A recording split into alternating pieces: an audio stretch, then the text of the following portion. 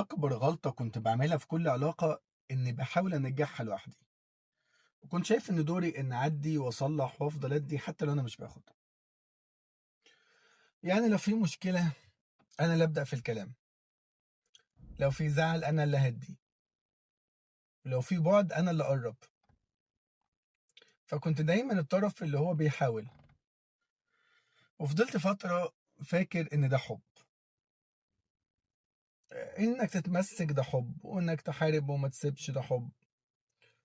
بس اكتشفت إن مش كل تمسّك حُب، وإن في تمسّك ممكن يكون تمسّك بس مع الشخص الغلط. ففجأة تلاقي نفسك تعبت مش بس من العلاقة، تعبت من نفسك. نفسك اللي هي من كتر ما بتدي ومن غير ما تاخد مقابل تعبت. والحقيقة انت كده مش بتحافظ على توازن العلاقة، انت بتحافظ على علاقة خايف تخسرها. ولما بتحافظ انت بتحافظ على فترة محددة، والعلاقة برضو بتضيع منك. ودايما العلاقة اللي محتاجة طرف واحد بس عشان تعيش يبقى هي علاقة فاشلة وما ينفعش تعيش. العلاقة بتقوم على ساقين، على اتنين. والحقيقة اللي انت لازم تعرفها ان الحب مش انك تجري لوحدك. الحب ان هما يمشوا سوا، وان واي.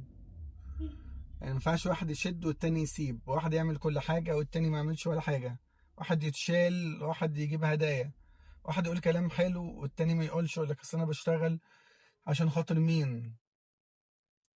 ومن هنا لازم انت تتغير، وتبدأ تغير من نفسك، وتبطل تجري ورا اي شخص بيبعد، وتبطل تصلح لوحدك، وتبطل تدي وانت مأذي. لان في بداية اي علاقة اللي عايزك دايما هيشتغل معاك، واللي سايبك لوحدك مهما حاولت مع الوقت مش هيجي يشيل معاك حاجة.